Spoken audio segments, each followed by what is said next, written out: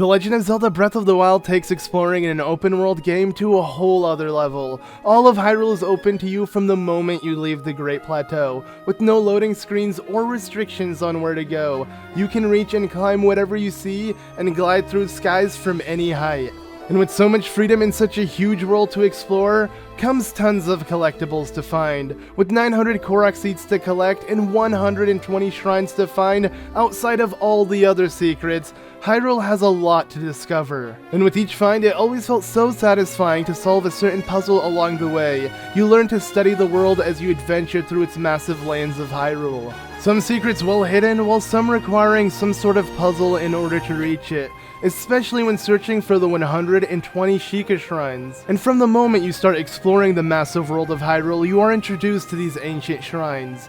These shrines were created by the Sheikah to test the hero of Hyrule, with each shrine activated working as a fast travel point for Link, making returning to that area again a breeze, along with the reward for completing the shrine itself being a spirit orb which strengthens Link, as they can be exchanged for more hearts and stamina. And with each shrine Link completes, he becomes not only stronger but wiser, having the battle you overcome a test that prepares you for the next challenge ahead. And with 120 shrines scattered all throughout Hyrule, some are easy to find, while some are hidden in the far corners of Hyrule, not to be found by normal man, making the challenge alone for some shrines just finding the shrine itself. And with a total of 120 shrines scattered throughout Hyrule, all of them with many ways to solve them, I've decided to list my top 5 shrines to find.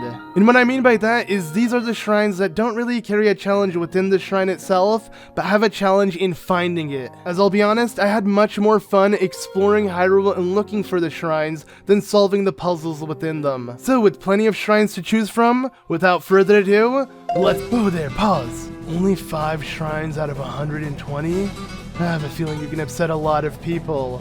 I mean, you won't even include any shrines with puzzles in them. So how many of them are blessing shrines? Have you included any cash shrines? Don't tell me you included a Korok trial shrine. Hey, hold your horses there. Keep in mind that this is a top 5 list of his opinions and not yours. Everyone is entitled to their own opinion. So if you agree or disagree, you can let us know in the comments. Or even let us know what your top 5 list is. I guess you're right. My list is better anyways. Let's get started. Number 5.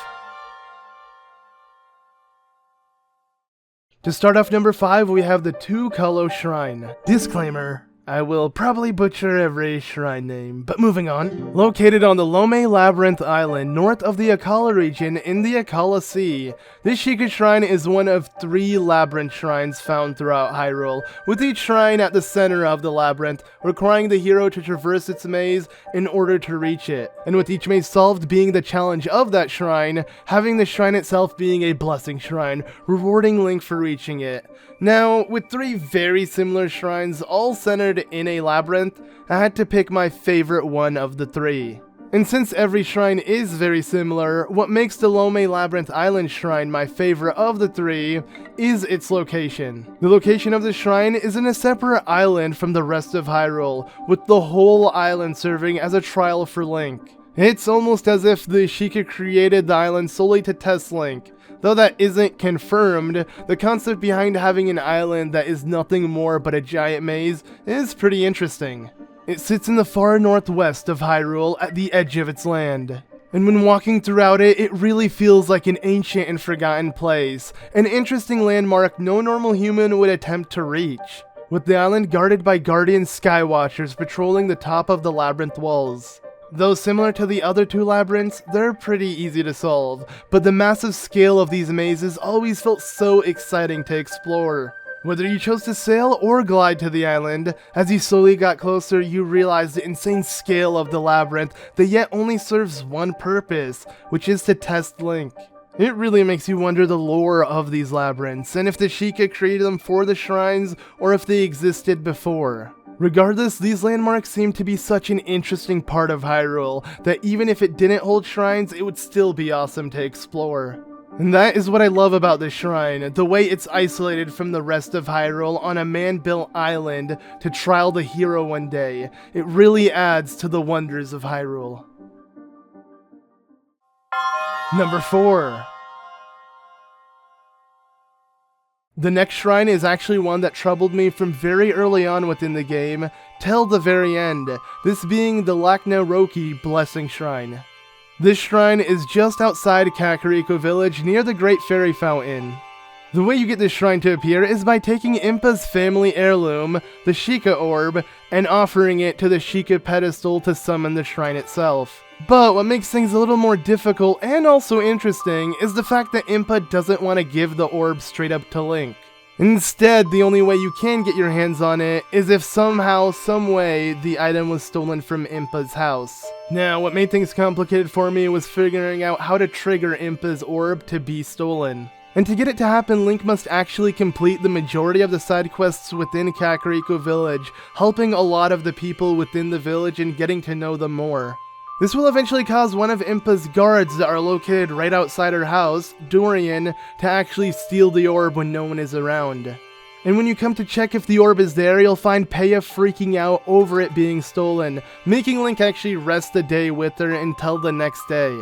This leading Link to stay with her until the next night, where you can actually find where the stolen heirloom lies. And this being by secretly following Dorian after leaving from guard duty that night, to meet with the Yiga clan member. And with Link secretly spying, he is able to interfere and defeat the Yiga clan's member and take back the stolen heirloom, leaving Dorian to feel ashamed, telling Lincoln why he did such a thing. And this is where things get interesting, as Dorian was once a part of the Yiga clan and lost his wife to them. Having feared his children's lives as well, he did whatever he could to not put him in danger from the Yiga clan, which is completely understandable and why he did such a thing. And instead of returning the orb back to Impa, he gives it to Link and tells him to use it, as it will unlock the shrine that puzzled me from the first moment I saw the orb next to Impa. And I'm not gonna lie, I felt pretty accomplished when completing this shrine, as it required doing several side quests and following Dorian onto a very secret mission and taking on a Yiga clan swordsman. Like, there was so much to it, and had so much lore and meaning in why Dorian stole it, that it was so interesting, and I absolutely loved every part of getting this shrine to appear. Sadly, Peya is still down about losing the heirloom, even if you tell her what happened. I guess she's a bit lonely without it. Number 3. Next is the Salsa Kai Shrine located near the Gerudo Tower. This shrine is connected to one of Cass's many ancient songs, that in order to have the shrine appear, you must first listen to Cass's song and solve the riddle that it holds. With this song being, as light shines from the northwest skies, from the tower's shadow an arrow flies, pierce heaven's light to reveal the prize. With its solution needing Link to shoot an arrow when the shadow of Gerudo Tower is right above the Sheikah platform he stands on. Whether you do this when the tower's shadow hits the platform during the day or night, the puzzle will be solved, revealing the shrine. Now, the shrine may be very simple, but what makes it one of my favorite cash shrines, and just one of my favorite ones of all time, is the reference I get when solving the riddle, which I can't help but think of Ocarina of Time when obtaining the fire arrows. Though in Ocarina of Time, it's only when the sun is rising, unlike in Breath of the Wild where it depends on the shadow of the tower. But regardless, I can't help but compare the two and get nostalgic over solving such a similar puzzle so many years after. I think what fascinates me most about this shrine quest is how the real-time shadows work in this game. With this being the first full HD Zelda game, and by that I mean not being an HD remake or anything, you can really appreciate how beautiful this game truly is. And one of my favorite things that makes Hyrule come to life from the zero loading screens and insane render distance is also how the real-time shadows work. Because games with a day and night cycle usually don't have shadows that are accurate to where the sun is facing all times of the day. But in Breath of the Wild, a lot of the shadows move in real time with the sun and lighting. And the fact that some of the puzzles utilize it is absolutely insane. While not every shadow moves in real time depending on the lighting, most objects and things do, and I'm not sure why, but such detail can really immerse yourself in the game. It really blows my mind how far games have come with things like this. And with this shrine pick mainly being because of nostalgic reasons, I couldn't help but want to mention it on the list. Yeah, it isn't one of the best shrines out there, but I'm not gonna lie, it left such an impact on me when I first solved it, and it just felt so awesome to see the shadow move in real time. Yeah, it's weird how small details like that fascinate me so much. I know. Number 2. Next up is one of the 3 Springs of Hyrule shrines, and since there are 3, I had to pick one for my list, with this being the Jitinsami Shrine located in the Spring of Wisdom atop of Mount Lanayru. And this should come to no surprise that this one would be my favorite of the 3, as each shrine requires a scale from the dragon that watches over its land and offer it to its respective spring to reach the shrine itself. With these dragons being Farosh that watches over the Firon region, Dinrail that watches over the Elden region, and Naydra that watches over the Lanayru region. Each dragon can be found roaming the skies of Hyrule over its land, though what makes the Spring of Wisdom my favorite one is everything that leads to it. Unlike the other 2 dragons, Farosh and Dinrail, which can be found roaming the skies freely from the very beginning, Naydra requires a bit more to get this dragon back into the skies, as you must first free it from the evil malice cursing it by Calamity Ganon, this having you chase down the dragon from Mount Lanayru where you first spot it, attacking all of the giant eyes covering the dragon, which was pretty awesome how they were able to incorporate a boss fight out of one of the dragons roaming Hyrule, and that's why this makes to be my favorite one of the 3. Just the way you find the dragon hidden atop the mountain, awaiting for the hero to rid it from its curse to set it free to roam the skies once more. I remember the first time finding this dragon and hearing all the NPC rumors that was said about the mountain. It just added so much lore and made such an exciting time to go and scale the mountain in order to find whatever secret was atop of it. And discovering Naydra up there for the first time was hands down one of the coolest things I remember finding within this game. Honorable mentions. As an honorable mention to the many overworld shrines that hold a challenge outside the shrine and not inside the shrine, I feel like I need to mention the Chaohuawei Shrine. This shrine is found in the Typhlo ruins, which may just be the darkest place within Hyrule. The shrine requires Link to enter a dark shroud that surrounds the shrine itself, forcing you to deal with the darkness as you face off against the Hinox, which holds the orb that will reveal the shrine itself. Luckily, with how Hinox's eyes glow in the dark, the shrine is pretty easy and straightforward to complete. But the concept of entering a shroud of darkness with no way of lighting it up is pretty interesting. Again, it's one of those places that makes you wonder if the Sheikah created it solely to test Link, or if they found this place and found it useful to challenge him in it. Obviously, this is just a game, so the game designers are the real ones behind this, but hey, I like to pretend. Okay?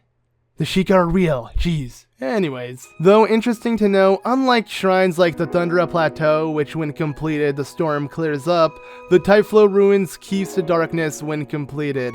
So maybe it's always been that dark. Overall, an interesting landmark within Hyrule that sure raises a lot of questions and why it's there. Even though it might just be for the shrine, still an awesome place worth noting on the list. Number 1. With this being a list of my top 5 favorite shrines that hold a challenge outside the shrine itself, I think we all know what number 1 is on the list. And that is the Korgu Shrine, located on Eventide Island, better known as just the Eventide Island Shrine. This shrine has a whole island dedicated to solving it. Whether you choose to sail or glide to the island, the second you reach it, Link is stripped away from all of his clothes and equipment, and trial to retrieve the 3 orbs scattered throughout the island and place them back into the Sheikah pedestals. And what makes this shrine number 1 on the list, and my absolute favorite from all the others, is how complex this shrine is compared to most. From the moment I saw Eventide Island far off in the distance, I knew a shrine would be there, at least to act as some sort of fast travel point to come back to it easily. But I'll be honest, I was pretty surprised and excited to see the text first appear on the screen when reaching the island, realizing that the whole island is a giant test to see how much I've learned till now.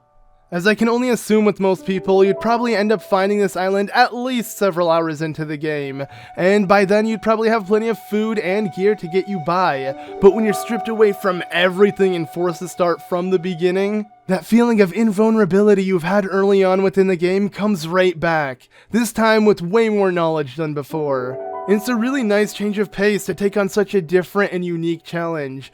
Granted, if you had any champion abilities or tons of hearts and stamina, it sure adds an advantage. But the challenge is still there, having to find and make things from scratch while also trying to equip yourself with whatever you find on the island. This shrine sure takes the cake for any overworld challenge found within Hyrule, as all of Eventide Island is a challenge for Link to overcome. And overall, just having such a huge island located in the southeast of Hyrule is pretty awesome. It really makes me wish we had plenty more islands like this to discover and explore.